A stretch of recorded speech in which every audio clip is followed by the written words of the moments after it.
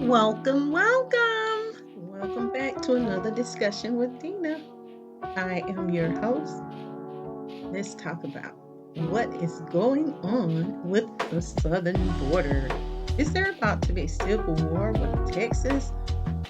Let's get into it. Now, the border crisis is stirring up a lot of opinions. There are so many issues that come with what is happening at the United States border. Citizens are concerned. There is conflict among illegal immigrants who are who have entered and are taking resources from already existing citizens. There are financial burdens, there's criminal activity, and most of all, it is causing many people to question what is the United States government of America doing? What is the agenda behind what we are witnessing happening at the border? Now, because we are all aware that if the United States wanted to stop the invasion, they really could. These are the questions that so many people are having. It's a conflict because they have the power, and Congress, as well as the president, has the power to stop it immediately when it's happening to people who are being allowed to come over illegally. At least enforce or have them go through the process of becoming legal citizens. Now, they have proven in the past that the president, as well as his administration, has that ability. They have the resources to control it and contain the number of illegals that are entering into this country currently. Observing all of it, one could conclude it has to be some kind of concerted, intentional effort to allow the over 302,000 illegals that came here in December alone. That's just 1 month. October and November saw upwards of about 500,000. So it has totaled way over 3 million since the Biden administration has taken office. It is said to be the largest invasion of illegal immigrants in American history, to just be able to enter the United States unhindered through its unconstrained borders, offering them goodie bags that, even if they could stop offering and advertising all the goodie bags, perhaps there wouldn't be such a big influx. Which begs the question, once again, does the United States really need Border Patrol agents anymore?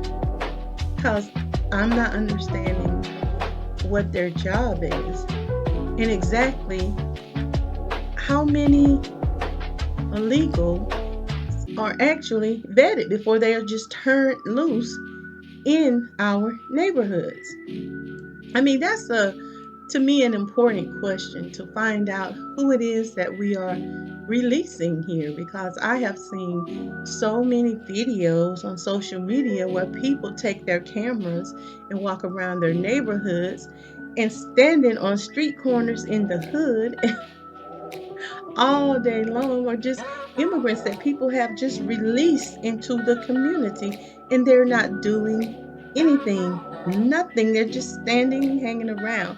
Then you hear later about some of the incidents, the very, very many that some are reported and some are not. So that is concerning to anyone. It might be better to just set up a bank somehow, to hand out government allotments to the illegal immigrants that are allowed in. How about have a hotel and a bank at the border so they can book their accommodations, they can sign up for their job training and talk to the recruiters and get their defects and HUD benefits right there at the border. Maybe that could save some money in paying Border Patrol, because I don't know what their job is anymore. Because they seem to be assisting people, helping them to come in to the country illegally more so than anything else. I don't know what their job is, to be honest. According to some of the videos I have witnessed, they appear to be more of a concierge to some of the people that are crossing the border. Now, don't get me wrong. I do think people should be allowed to come over here, but legally, of course. And I think that they should follow the laws that have been established for entering the country. But entering illegally should be a concern for any and all of us, especially when we think about security. What country doesn't secure its borders? I don't know. For me, it's like not securing your home when you leave to go to work or to go shopping. You just leave the door open and go on your merry way. What an analogy that is. Think about just leaving your door open when you leave, so whomever and whatever can come in, and you can have the neighbors escort them in. There's too many what ifs and what abouts, which is a whole nother conversation altogether that we could be discussing. Of course, we know and should expect chaos from what it is that we are seeing. There's no denying the strain on public resources and the impact to those who are already living in underserved communities, taking resources out of their hands to give to others for things like food, housing, education, transportation, and even health care and job training. If you take this from the citizens and you're offering it to the people who are not here legally, you're going to create some problems within neighborhoods and communities. And citizens have the right to speak up because it is their tax dollars after all. It has created an unnecessary problem. And no matter how much the Democratic Party chooses to use black voices and our black politicians and so called black leaders to try and convince us that somehow we are wrong or racist for speaking up on these resources being taken out of our communities, that's an issue for us. That's the problem, and that's a strategy that they're going to have to change because none of us should feel guilty because our community in particular, has been given the least, but the most is taken from us, and these people are often brought directly into our neighborhood, which means they're using the resources. We cannot deny that the impact on us in our community in particular is the most concerning of all. They are not dropping them off in predominantly white or what we call very affluent area. It takes away from the already low or minuscule resources that are barely available to those in the particular demographic of which I speak. It's just the reality of the situation. And I think this part of Mr. Biden's campaign strategy needs to change because they're not convincing anyone that it is wrong to speak out or demand better for the people who live in these areas that are being taken over by illegal people. It's just wrong to even try to give them the burden of shame or act like they are wrong for complaining because their resources are being depleted and taken away from them, which is causing a whole nother problem that has not reared its head yet. It's wrong and it would be ignorant on our part not to speak up and call out those efforts that we see that are going on. So their intended strategy really doesn't hold much water. I think they need to go back to the drawing board with their campaign strategy because that one won't work. But many cities and state officials are seeing the impact to their communities, the education system, the state finances, as well as the spectacle and lack of proper response from the federal government when it comes to securing the border. They have no gumption. So we can use New York. That's just one of the places that migrant costs are just totally out of control. They have recently released their state budget, and it is a $233 billion budget, which includes $2.4 billion dedicated to help New York City manage its expected migrant crisis. A $500 million increase that is being sought because of mounting costs, having to take care of immigrants that are continuously arriving.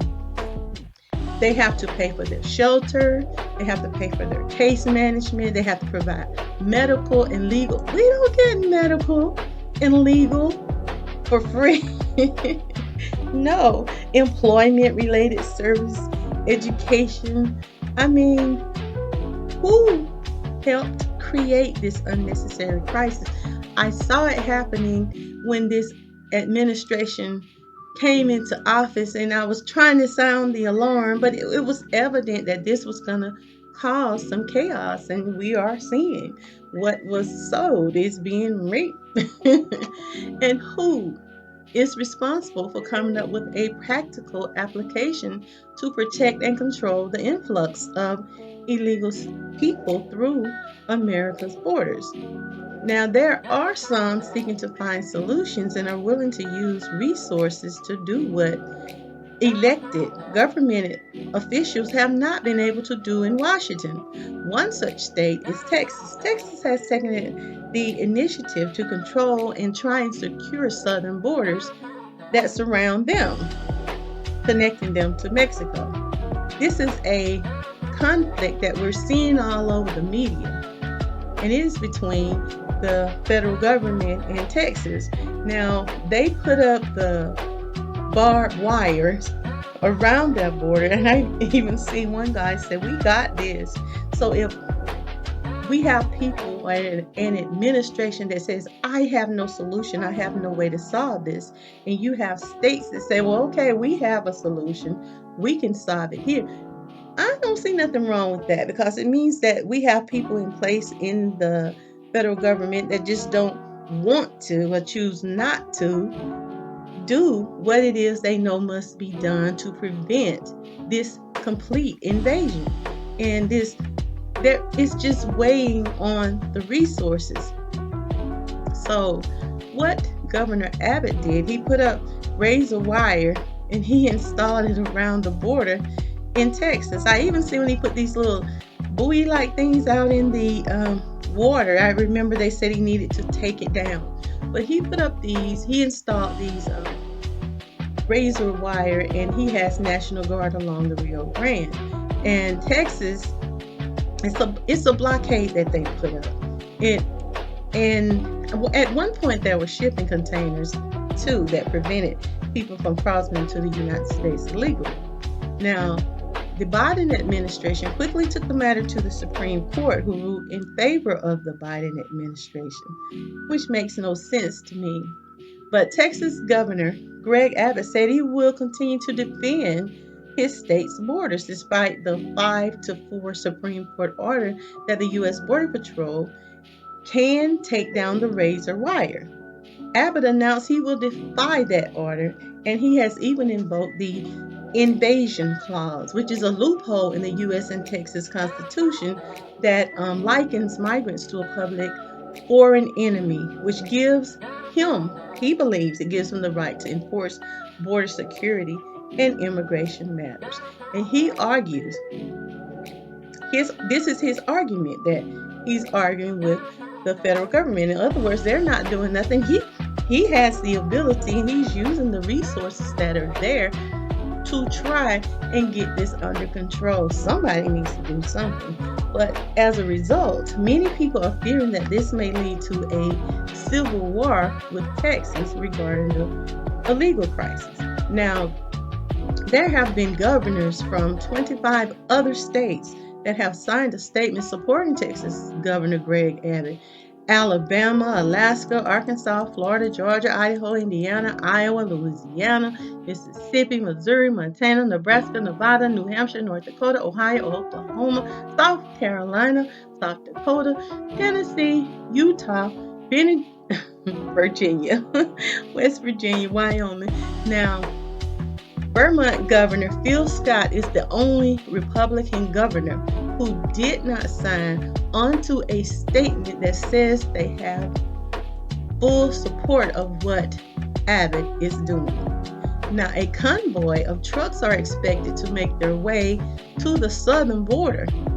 They're en route from various places, and it is intended to draw attention to this illegal invasion that we are witnessing and the lack of control or protection at the border, particularly the southern border.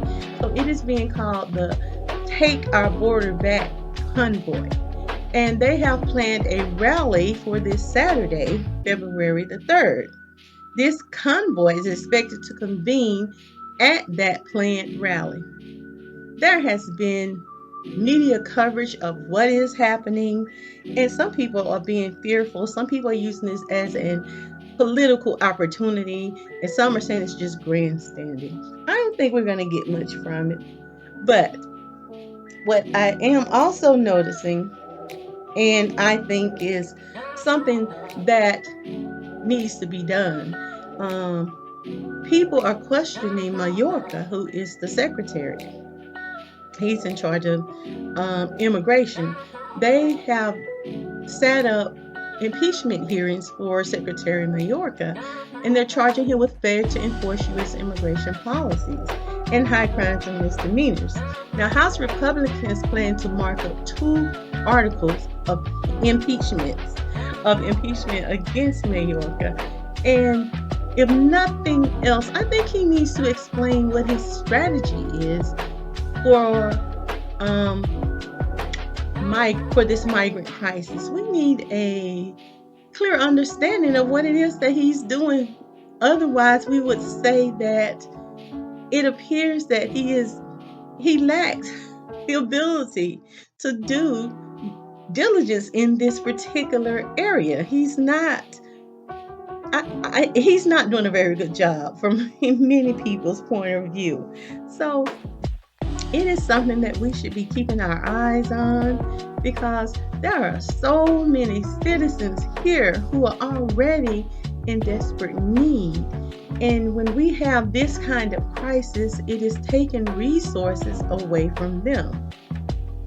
And that's creating a problem. Now, I do believe that this problem hasn't reared its head completely yet, but I think we can expect it. There's no denying that the administration who's in office now has played a very big role in exacerbating the border crisis that we see today, because it could have been handled differently. It was just an open door policy. And so we're seeing chaos now. But this is something that we should keep our eyes open and see what becomes of this. What do you think about this topic? Should Mayorkas be impeached? And what do you think about the convoy, the Take Back the Border convoy? Do you think it will make a difference in any way? And what solutions could you offer to help this problem that we are experiencing? Be sure to subscribe and leave me your comment. And I want to invite you to join me next time for another discussion with Dena. Ta-ta! This concludes your daily discussions with Dena. Join us Monday through Friday at 12:30 p.m. Like, share, subscribe, and leave a comment.